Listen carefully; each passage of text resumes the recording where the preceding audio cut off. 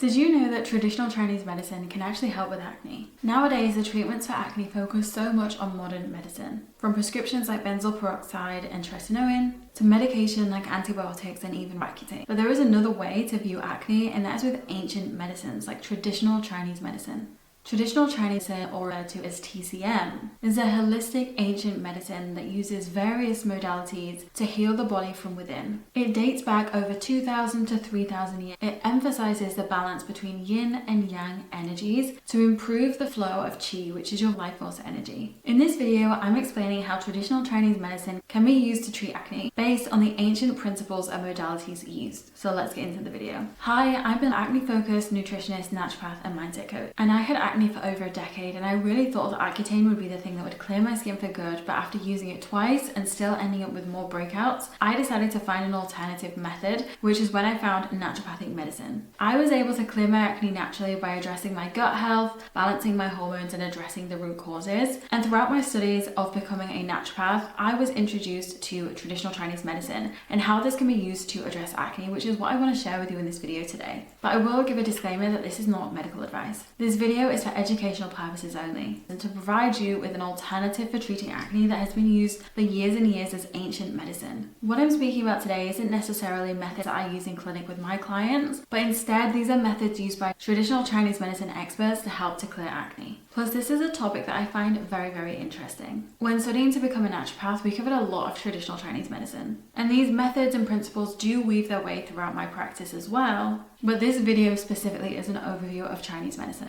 And this is what we're going to be covering today. It's a big one, so make sure that you have your notebook so that you're ready to take notes. We're going to be talking about what TCM is, the 5 branches of traditional Chinese medicine, the approach of TCM to acne, face map, tongue mapping, TCM acne nutrition, herbal medicine for acne, blood flow techniques, acupuncture, and what a cosmetic acupuncture session actually looks like to help to treat acne. So let's start by going through what traditional Chinese medicine actually is. Traditional Chinese medicine is an ancient health system from China that has been used for thousands of years to look at the roots of the body. It's based in the belief that qi, your body's life force energy, flows along meridians, which are channels within the body. And this is helping to keep a person's physical, mental, emotional, and spiritual health in balance. It encompasses various psychological, physical, and herbal approaches to improve health, including acupuncture, nutrition, herbal therapy, meditation, cupping, and also massage, which brings on to the 5 branches of traditional Chinese medicine. So these 5 branches are acupuncture, herbal medicine, nutrition, manual therapy, and also some mind practice. So with acupuncture, what this includes inserting fine needles into the acupuncture points throughout the body. With nutrition, traditional Chinese medicine nutritional therapy uses food to really help to maintain this balance within the body. Manual therapy includes things like cupping, gua sha, and massages to help remove stagnation and really restore this blood flow and qi within the body. And we also have mind-body practices like qigong and meditation, which again are enhancing the flow of qi, which is the life force energy, throughout the body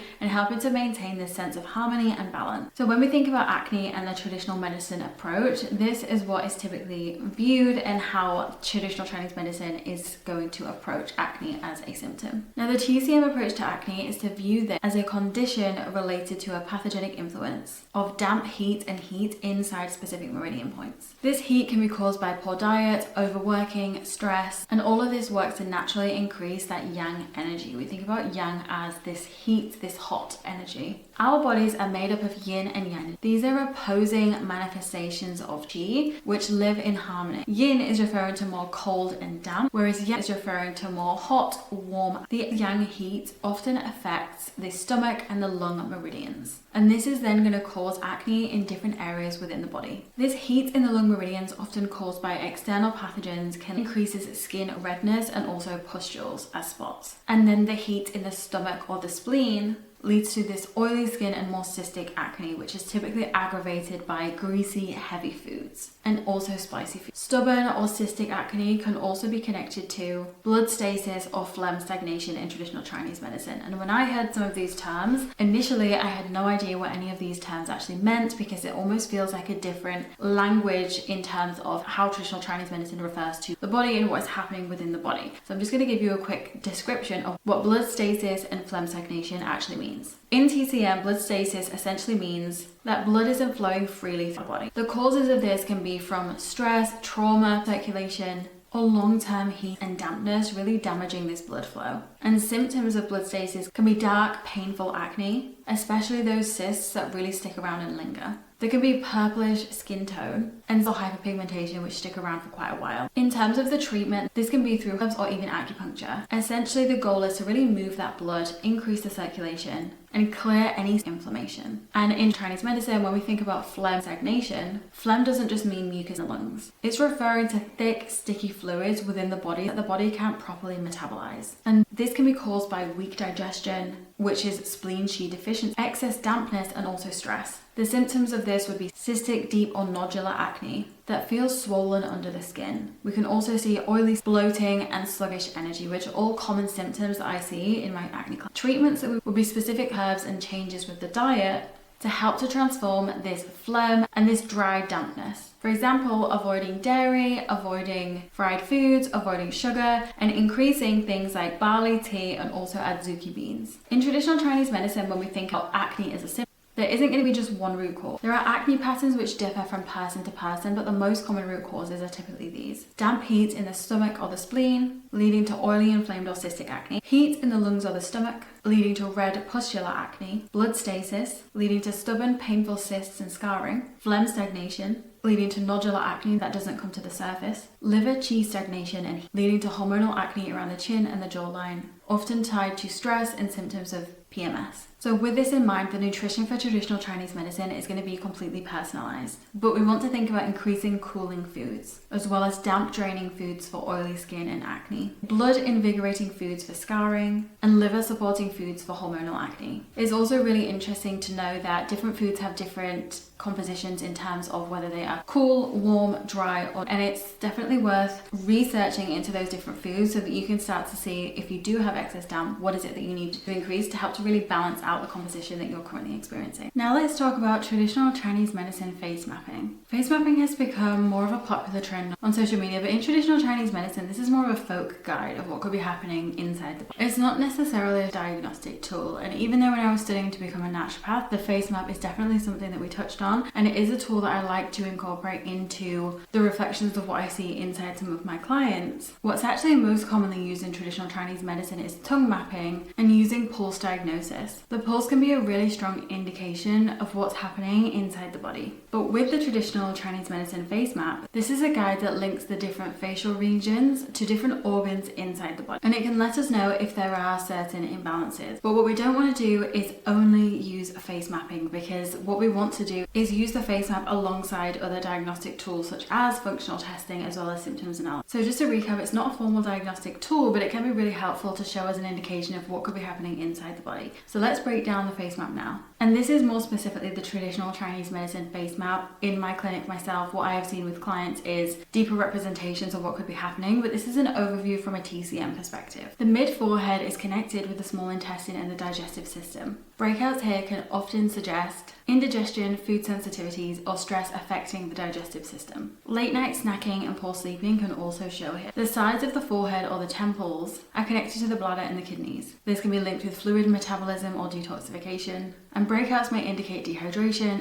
or overuse of medications which can be taxing to the kidneys. Above the eyebrows is connected with the heart. Stress, overworking, and circulatory issues can show up here. And one thing I will say about the face map is we're not just looking specifically for areas of the face where the breakouts are happening. If, for example, we're looking underneath the eyes, we're also looking for the eye bags and the colour of the eye bags. We're also looking at the skin tone and the skin colour, texture and consistency across the face in general. You can also pay attention to wrinkling and sagging of the skin, and this can all give us indication of what could be happening in the body when we connect it with the face map and the areas on this diagram. Between the eyebrows is connected with the liver. This area is about detoxification, but also about emotional processing. It's important to ask yourself, are we holding on to emotions that maybe we could really let go of? Because with acne and other symptoms within the body, there is such a strong connection with our emotional health and our physical health. Liver heat can be from alcohol, greasy food, and even suppressed anger can cause breakouts to happen here. Under the eyes are connected with the kidneys. What we're looking for here is puffiness, dark circles, or even acne can be a signal of dehydration, poor sleep, or kidney yin deficiency. The upper cheek area is connected with the lungs and the stomach. This can often be related to our respiratory health, such as allergies or sinus issues, or it can be connected with inflammation within the stomach area.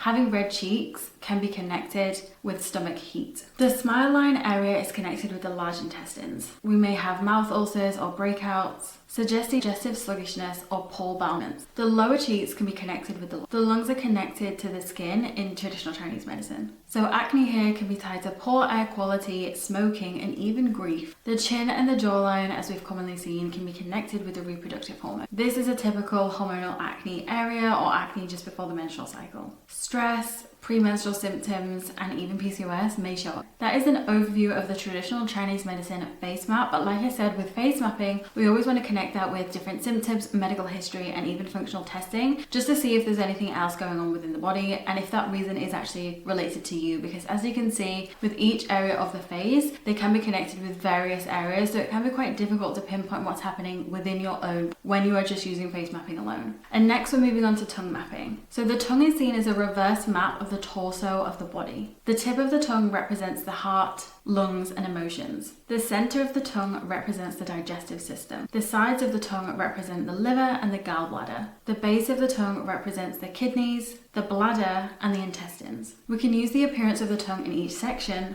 to give us information about the health of each organ system. And there is a lot that can go into using tongue mapping, so I can do a full video on this if needed, but essentially these are the things that we'd be looking for when assessing the tongue. Color, shape and size, coating, the color of the coating, moisture, and cracks on the surface, as well as spots or marks. When it comes to traditional Chinese medicine and foods that we can use within nutrition, we need to think about foods as having their own heat and their own temperature. This can be warming, cooling, damp forming, and neutral. The goal is to balance the diet based on the root pattern of the acne. So I do want to give you some general guidelines with nutrition as it pertains to traditional Chinese medicine so that you can really get started today. So these are the foods that you'd focus on reducing, starting with greasy foods, fried foods, and oily foods because these can increase damp heat. We also want to think about reducing spicy foods that are really hot, such as chilies, garlic, and dry ginger. We can also reduce red meat, dairy, refined sugar, alcohol, and coffee, because these all contribute towards heat and dampness within the body, as well as reducing processed or chemically modified foods. But we don't just want to focus on reducing certain foods if we're not also including certain foods which are going to be more beneficial to really replenish the body of all that your body needs. So we can start by including cooling foods if you have red inflamed acne, because this is the heat type. So it increases things like cucumber, watermelon, and bitter greens. If you have oily, more cystic acne, then you want to increase damp draining foods, because this is the damp heat type.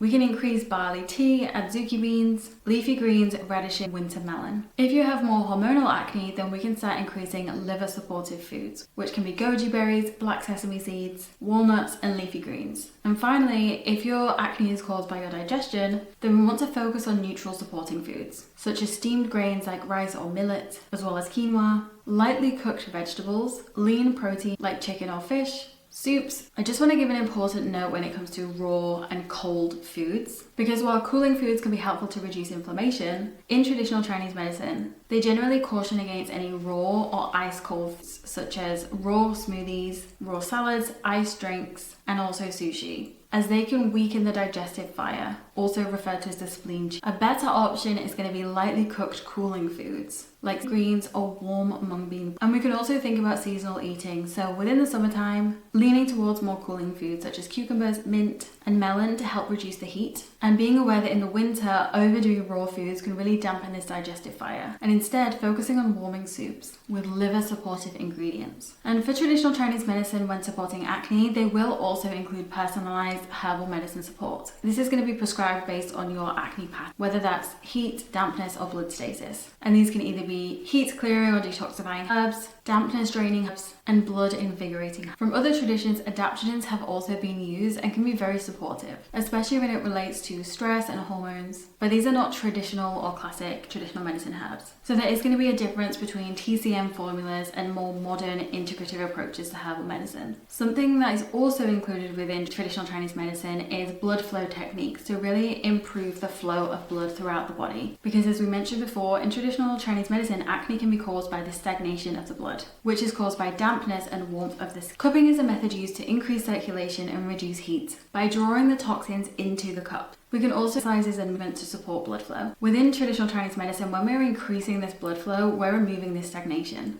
which is also referred to as stuck qi or blood. And what this then does is it reduces the inflammation and it supports the skin's ability to heal. When we're breaking a sweat, this can also be beneficial, but we don't want to put too much stress on the body. Acupuncture is another really powerful technique used in TCM. On the face, this creates micro traumas in the skin, and this can boost the production of collagen. But depending on what the root of your acne is, the practitioner might not necessarily put the acupuncture needles into your face. They can place them into other areas of the body depending on where the acne is related, whether that is to your hormone, your gut health, or something else which is directly impacting the skin. And something called cosmetic acupuncture can be really beneficial for acne. And this technique is rooted in traditional Chinese medicine methods, is rooted in TCM practices, and it's a holistic aesthetic approach to achieving beauty from the inside out. And what it does is it recognizes the interconnection of inner health and how this shows on the outside. So the fine acupuncture needles are then inserted into the specific points on the face, again to stimulate this collagen production. And it helps to get to the root cause of acne and bring the body back into balance. And what it can do is it can reduce inflammation, regulate hormonal imbalances, improve circulation, and promote skin heat. And the practitioner may also use LED light therapy, cupping, and gua as part of your cosmetic acupuncture session to really increase the holistic experience in the traditional Chinese medicine practices within the session. So as you can see, acne isn't just a skin condition in traditional Chinese medicine. It's your body's way of showing you where the balance needs to be restored, whether that's with heat, dampness, stagnation, or emotion. It's looking at your whole body and not just your skin, and using food, acupuncture, and lifestyle practices to really help bring the body back into its natural balance. If you're struggling with acne, I encourage you to see this as a message coming from the body, not something to fight against, but something to listen to. When you bring your body back into harmony, your skin will reflect that balance too. If you have loved this video, then you're going to love my free acne training, how to clear your acne naturally in 6 months or less,